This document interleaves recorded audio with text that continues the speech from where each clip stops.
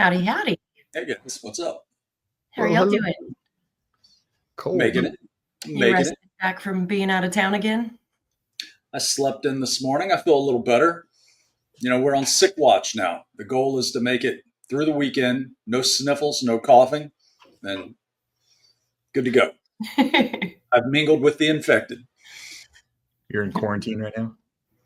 Eh, I'm in wishful thinking phase right now, which is a wonderful segue for me to discuss how much I dislike Spirit Airlines. So, Amy, you don't like them either. Jared, you're lukewarm on it. I know, but Spirit they trumpet the whole budget airlines thing. I used to like them, and I would even defend them because I can get to places like Orlando just one shot, just cheap and efficient, and there's nothing wrong with that. It's when they get to the point where they let you know how little they care. I'll have Sean pop up a couple photos. You guys have already seen these, but I got now they're in bankruptcy. They filed for bankruptcy in late 24. And it's no wonder, and I hope it doesn't work out for them. Just that much. It's so nasty, Amy. I told you about this one time. So like last time we went down to Orlando for MegaCon, on the way down, we're sitting right there where we can hear the attendants talking, and this one girl is just going off about, I know I'm not supposed to fly, X number of hours after I've been drinking, but I'll run it right to the edge, and then I come in and I got to fly hungover. Now she's having this, and I'm thinking you're responsible for a great many things, if things were to go sideways, and she's just blatantly discussing in the open, how hungover she is and how she does this frequently. I hope So she didn't have like a pilot's uniform on. no, she was a flight attendant, Yeah, whatever they still prefer to be called. they got to be on point. They can't be Yeah, drunk. yeah. Oh, exactly. So, and she was just going off, and she all but YOLO. She just it was so comical. It was almost an SNL skit. Um, but anyway, so she's going off about that. I'm looking around at how filthy the seat is, and it's just never been cleaned. I mean, it looks like a culture. It's a new kind of yogurt growing in the seat, And so yeah, here's a picture of what was there. And not that one. So this was my second flight after that. When we went back home, that's when I showed you, Amy, where the stuff between the seats, where it's so many layers of skin and hair, and oh God, grr, it's so bad. And I saw fit to share it with everyone at breakfast when we were down in Florida, so that was great. And when I didn't think it could get any worse, on the ride back, this was in the seat to greet me when we got there, and you guys will see that when you ultimately watch this thing. But yeah, just filthy. I mean, wipe the friggin' seat out. Pretend you care. Don't just make it so obvious the disdain you have for the people who travel with you. I mean, that's kind of what it feels like now. Like we're not even making it. We're not even pretending anymore. So yeah, I just don't look. I don't look in the. they've drawn my line. Well, like I said, I can't get past if you can't do that easiest of thing. If you can't run a rag, I mean, again, it took a while for this crap to accumulate. This is a lot. This isn't one flight like the person before us just shed a body's worth of skin and foot hair and crazy shit. This took a while to get this gurped up. So no, what is happening mechanically? If again, you can't do the easiest of things. It makes me wonder. But anyway, end of rant on that. Jared and I just got back from Orlando. We're gonna be able to share some pictures with you guys in the weeks ahead. Until then, I don't want to put it out there like we're teasing too much, but we did do an archives visit down in Orlando. Handled a lot of cool things. Scanned a lot of pieces, took a lot of measurements, and as soon as we are approved to share those things, we'll pop them up, and you guys will see how diligently we are digging around to make sure all cool things we do are exactly what they should be. So that's me being vague, but tiptoeing around what we'll share later, and that should keep us out of trouble. Jared, you got anything to add about your adventures over the last few days? Um, Or did I just do that? Did I just dance around that a little bit? Did I yeah, just that was a good dance. No, it was cool.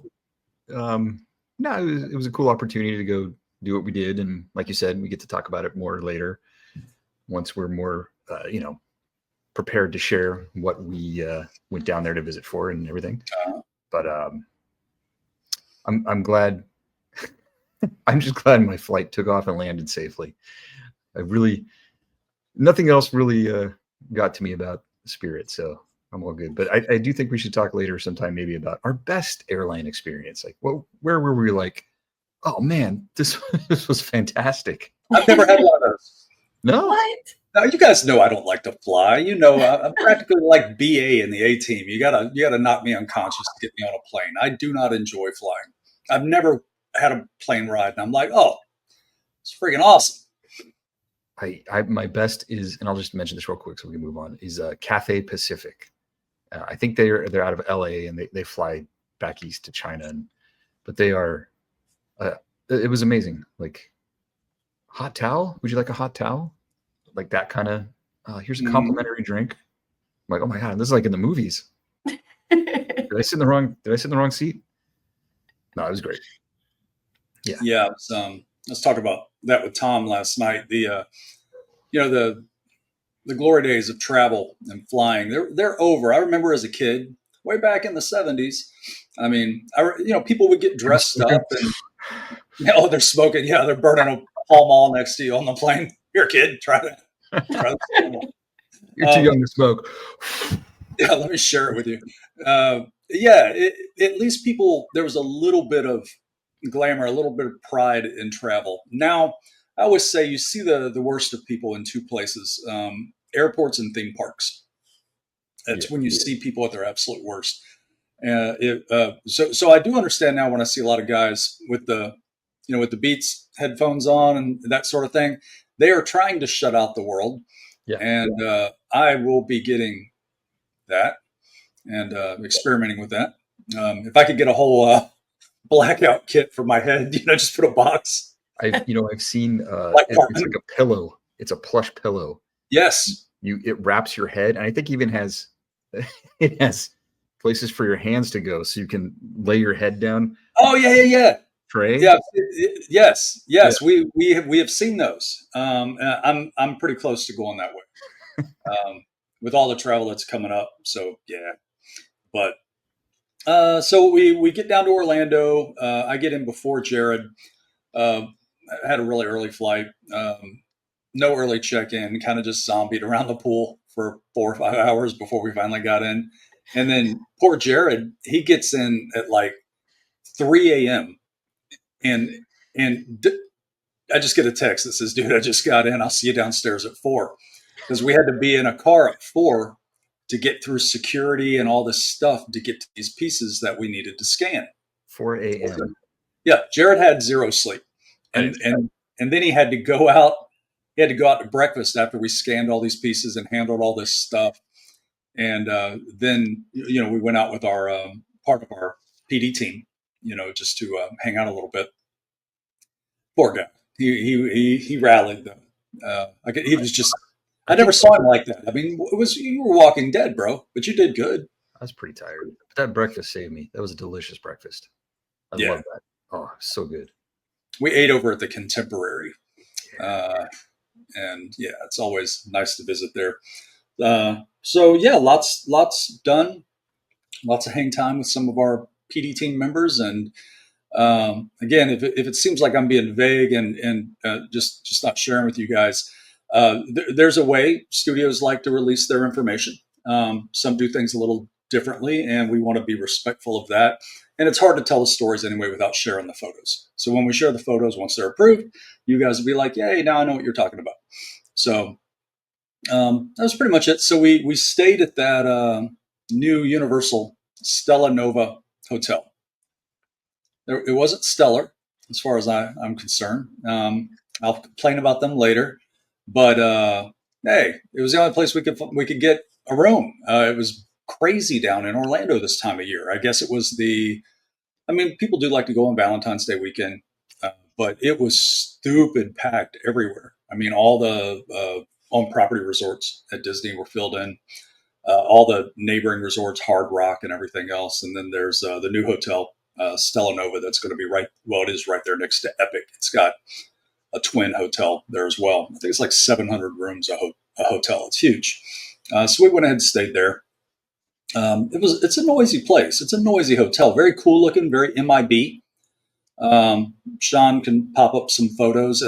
In fact, it's clever. When you look at it online, you just don't see a bad photo because every angle was designed perfectly. I mean, there's no hard corners or anything. Everything's got a curve or radius on it. And it's cool looking. It flatters the hotel. But once you're in there, it's small. The food court's tiny. The check-in's tiny. And of course, it's buggy. I'm not going to beat them up too bad just because, I'll give them the benefit of the doubt they're a little buggy. But no matter how much or how efficient they become at the checkouts and that sort of thing, which is just nutty right now, it's a noisy hotel. In that the hallways are built for running. Yeah, if you're a kid, you're going to treat this like a track. You just couldn't help like yourself. a long runway of a hotel or Yeah. a hallway. Yeah. You are going to run up and down it until you can't anymore. And when you're staying there, you try not to be an old curmudgeon. You're like, kids. And I know I would have done it, but I think my mom would have tapped the brakes around 3 a.m., maybe 2 a.m. Like, hey, get in bed. And this seemed incessant, nonstop. And then the new things. In lieu of a chain, there's the little flip out metal latch that serves as your extra illusion of security there in your room. It really wouldn't do anything if somebody wanted it bad enough, but it's there nonetheless. Well, housekeeping loves it too as a doorstop. And they love to just flick it open. And then as they go to and from their cart, the door just slams. So, and they apparently run 24 hours a day, housekeeping, because it was just incessant. That sound wouldn't go away. And then there were alarms going off. Again, buggy, I get it, but the housekeeping thing, irksome. But yeah, so that happened. And all right, I'll stop. Amy, what'd you do all week while you held down the fort? I talked Got my to. nails done, hung out by the pool. No, it's been so freaking cold this week.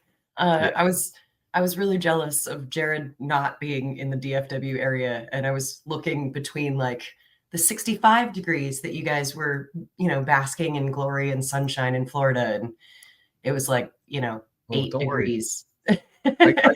I got back just in time for it to get really cold. So Yeah. Same here. I think it might be snowing right now at the beach again, because they said that could happen today.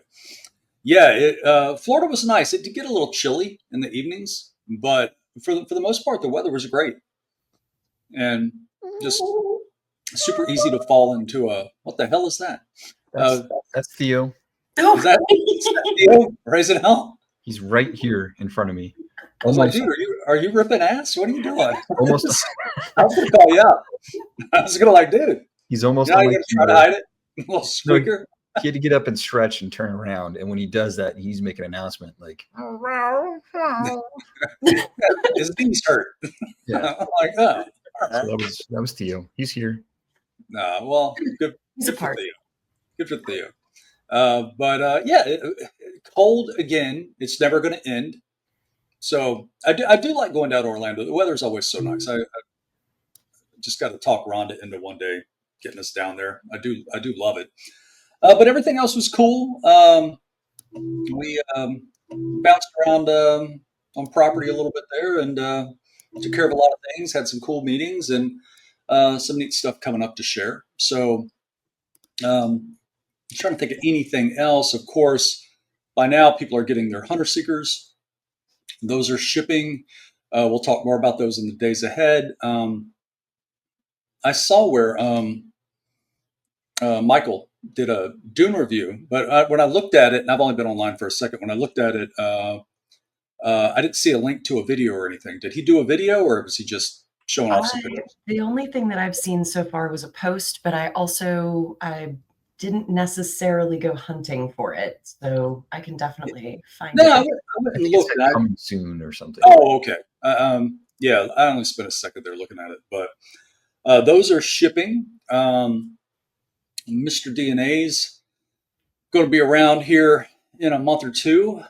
We'll be talking about him more soon. Of course, the Dune Chris knife is on the way, and our NV goggles are deep in production. So aside from that, our Godzilla tree toppers, those are neat. Again, if you missed those, I'm going to let Jared talk about those for a second because I'm trying not to cough. You want to talk about the tree toppers? Well, I mean, there's not much to share. Assuming that the 5 or 6 people that Yeah. that watch us haven't already seen that, because we got a lot of new people. So thanks for everybody else who's signed up recently.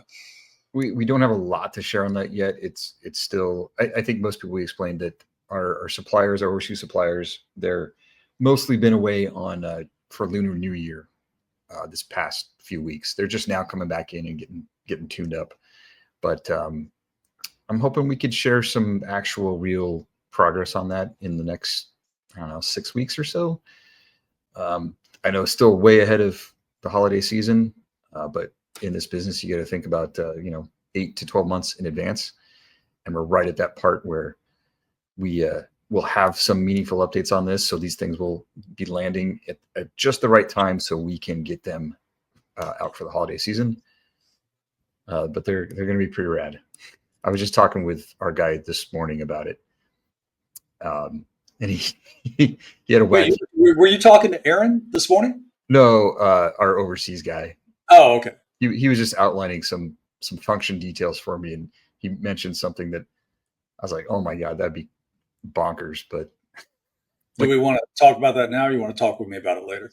oh, he was mentioning something about doing a motion activated thing. So when you walk by the tree, it does that. I'm like, as cool as that sounds, I think number one, it would wear down the batteries, and number two, it would probably drive people crazy, even though they love it. Having the option to turn it on and off with a small remote, I think, is the way to go. A motion activated thing. You know what? Now I'm tempted to. I almost can't help myself to talk about the engineering. We could make that removable. It could just be just a simple little harness where it could just simply optional, kind of like when you go to Home Depot or Lowe's or now Spirit. Everything's motion activated. You walk by it, it sets it off. Those are always removable. A little motion activator.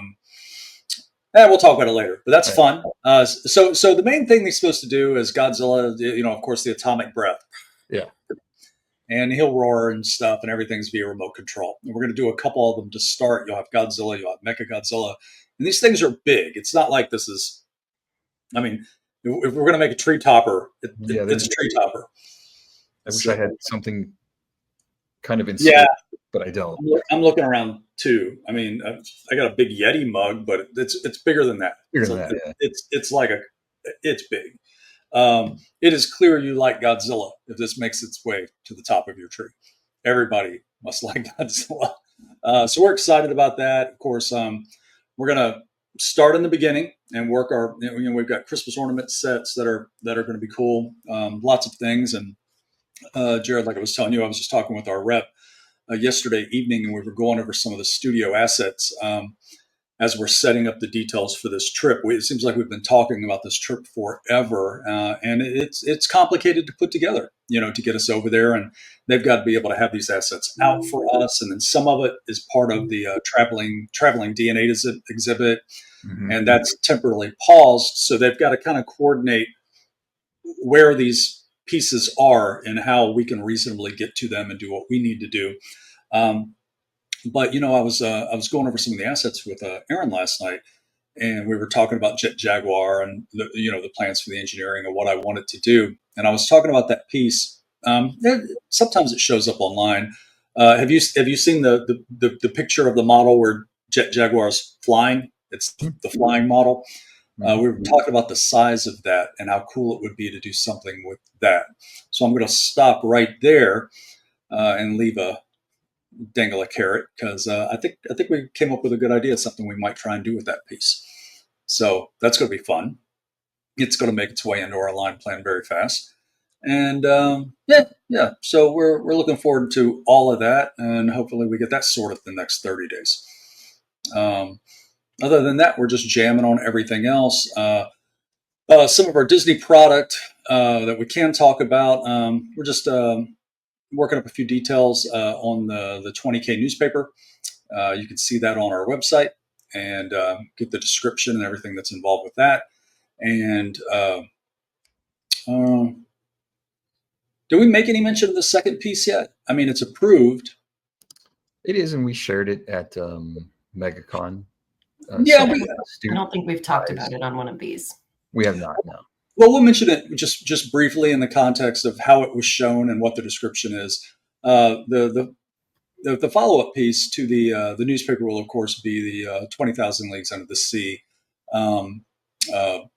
spear gun, or electro spear, as it'll be referred to, and that's coming along nicely. We're out of the prototype phase, getting ready to go into production, and we've been fortunate to have some really good reference on that. And again, we'll talk more about that later, but that'll be our first major piece, from them, and kind of our marquee entry into the Disney prop replicas. So. But again, as a few more things get sorted, we'll share that info. We actually have approved photos of our prototype, and we've talked about this in other videos. And this is just maybe a good topic of conversation for a couple of minutes, having nothing to do with any studio in particular. But some people have asked.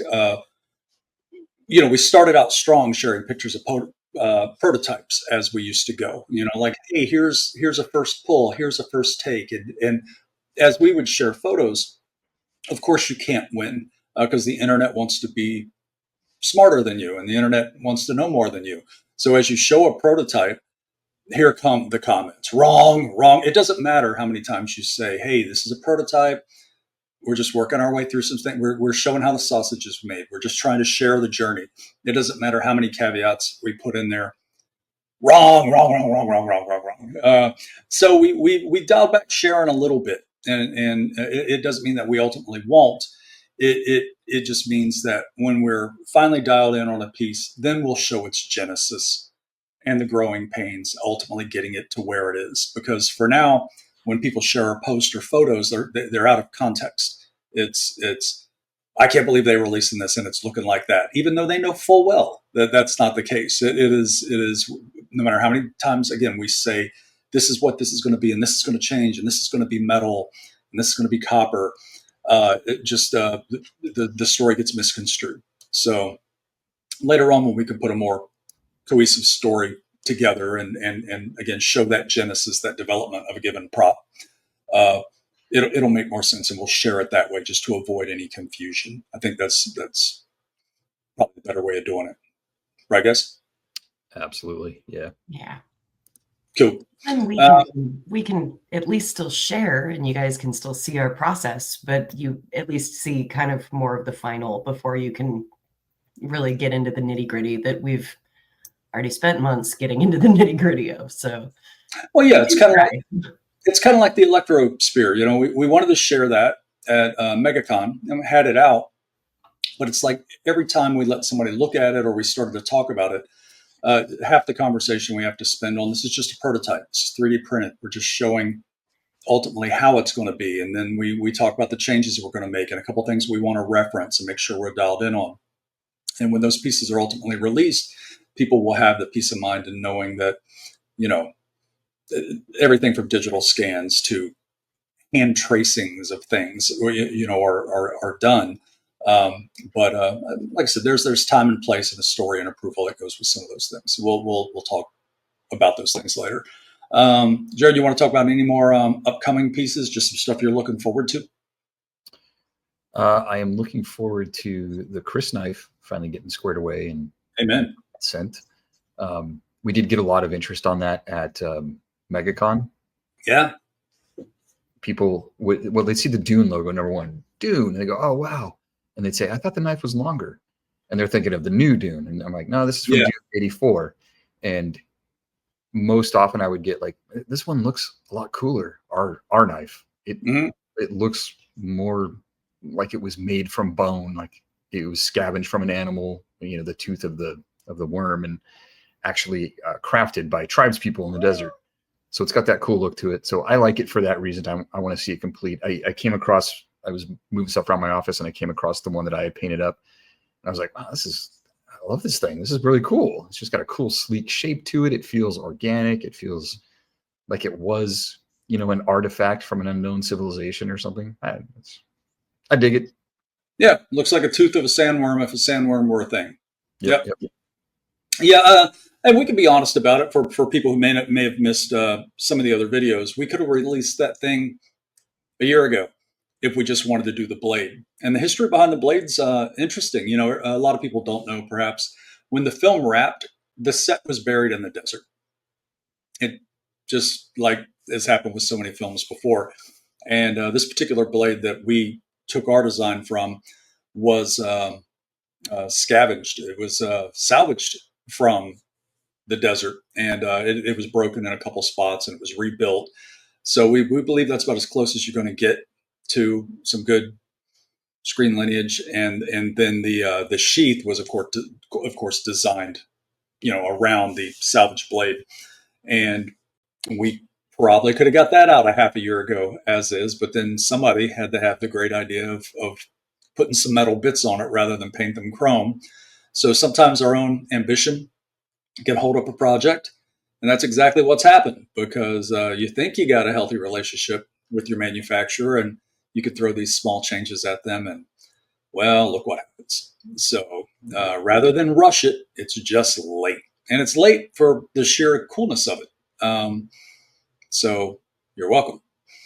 And it's fine too, because we're making it better. We only offer it as a interest list item right now. We're not. We aren't taking any money. There's no pre-order money that people are. We are actually. It is up for pre-order. Oh, it is. Mm-hmm. In a reserve. Yeah, but in a reserve fashion. So it's a fully refundable 10% deposit. Yeah, we don't follow the typical pre-order model where we take all your money and then make you wait a year. So it's very much on its way. It is a real item. It is happening. So. But yeah, and just to cover that, because again, not everybody sees these where we've talked about them. Our model is pretty simple how we do this. We don't even first it comes the interest list when we've narrowed down who's going to make this and how many pieces there are going to be. Then when we go into production, we let the people on the interest list have first right of refusal to join the reserve. And the reserve, as we've said a million times, we don't even like doing those. It's just people like to stake a claim. They like to know they've got their pieces reserved, whether it be one or two or three. So the only way that we were comfortable doing that, because we can't always control the delays at a factory or what's happening with shippers or shipping containers and everything else, and that road to hell is paved with good intentions. So we made it so sure, put 10% down, secure your place in line. That's your electronic. Hey, I want one, please. Hand in the air. And should you ever get itchy, we give you your money back. Simple as that. And as Tom has said, and I've said a million times when we do these things, we're not dependent. It's not like we have to sell this run before we start the next run and so on. We're already committed to it. It's already paid for. So all we're doing is providing that as a customer service option. As a courtesy, you can secure them if you want to. Yeah, the Doom knife is vexed to me. It was kind of like the Hunter Seeker, though. We complained endlessly about how hard it was to finally get that dialed in.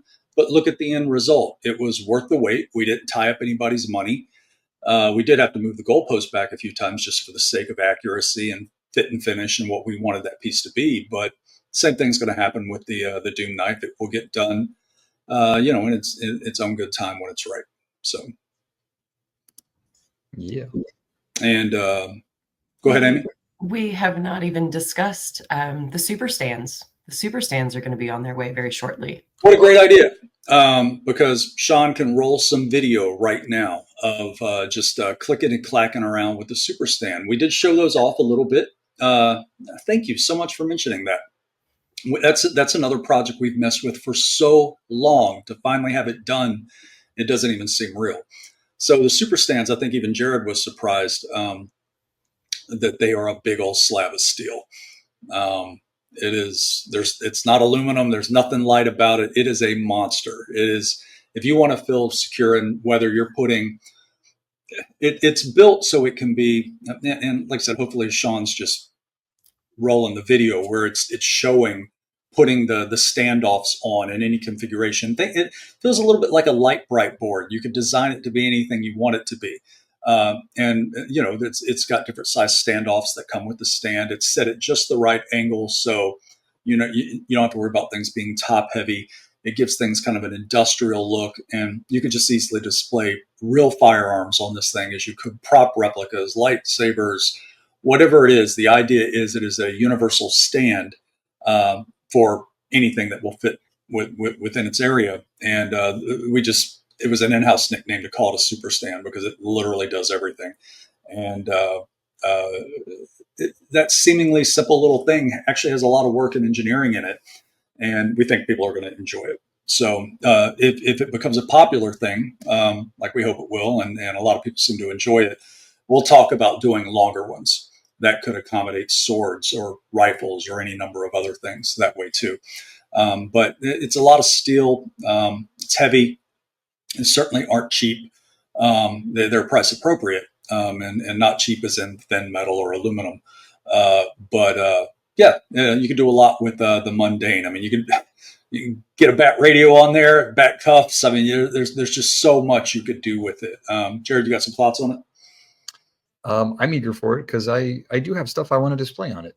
I want to put up some displays, and I know that would be the perfect thing to do. And I've been looking all over. I look on Etsy for custom displays, and I'm about to purchase. I'm like, wait, no.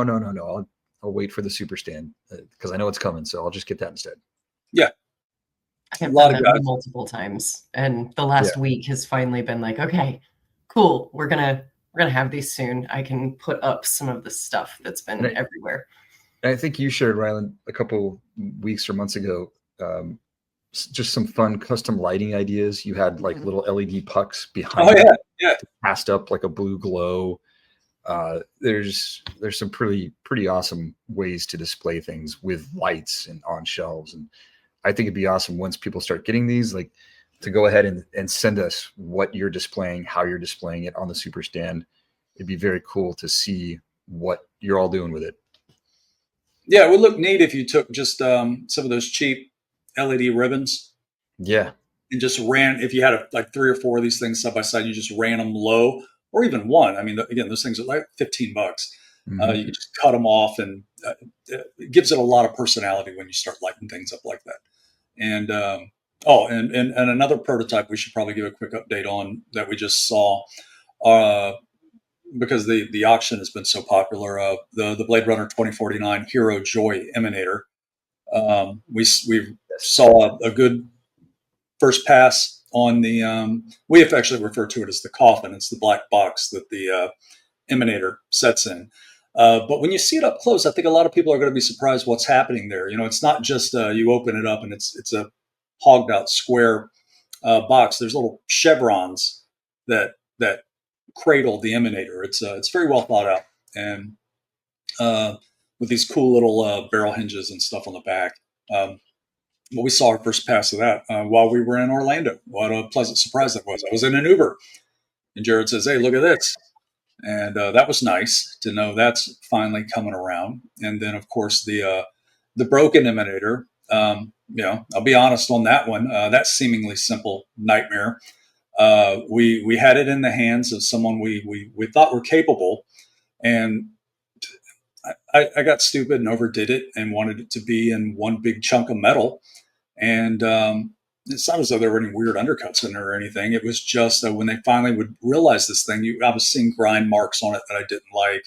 It was just looking a little sloppy, and I just wasn't going to put it out like that. So we held it up and we put it in the hands of another factory.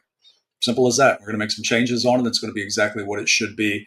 But we spun our wheels. Sometimes you do that. You have a long working relationship with somebody, and they've done just badass work, and sooner or later the wheels come off, and you gotta change gears. So I think it's for the better, honestly, because the way it's going to be produced now, it's going to be sharing some development DNA, as it were, with Yeah. the hero one. Mhm. So there's some shared parts there. I think there's more value in the way that we're making it now. It'll be cool. I think it'll be fun. Yeah. Yeah, sometimes you're right. It is for the better. And all these pieces, as far as our reference go, we worked in direct association with the studio that made these pieces for the film. So we got everything from STL. We got the files. We got oh Lord, physical copies. Some of you guys saw it in Orlando. The Hero Joy Emanator that was shop built, identical to the ones that were used on film. That helped a great deal to demystify everything about the piece. So it's going to be great. They're going to be good. And yes, Kay and Love's Gun, we're still messing with those. I know you guys are itchy and wanting some. So we're talking about those with a new manufacturer too. That auction has generated a lot of interest in some of these pieces. Those prices go up. Amy, you want to talk about some of that? Well, you were asking what I've been up to earlier this week. I've talked to multiple of our Blade Runner fans who have been asking me questions about Kay and Love's Gun. So if you didn't bring it up just now, I was going to say, hey guys, we're still working on them. I promise they're still coming. I just shout out Richard because we pretty much yeah. And I think sometimes people forget how we've talked about license runs before, how long the fuse is on a license. Sometimes you get a year, 2 years. This is a long 3-year fuse. So we don't want to put out every single thing, in 8 or 9 months or within a year. So we're working on all those things, and we've finished our first passes on our studio scale spinner as well. Mm-hmm. So that's still in the works and coming along nicely. So I think we've even got the wiring harness figured out for the lights. Hey, So, that's new to me. I'm glad that y'all figured that out. More about that soon. And I was remiss in the last couple times we did these. I meant to mention Chris. I will give you a call. I owe you a phone call. It was not lost on me that you and Amy had talked, and I do owe you a call. And you and I have spoken before, so look forward to catching up with you.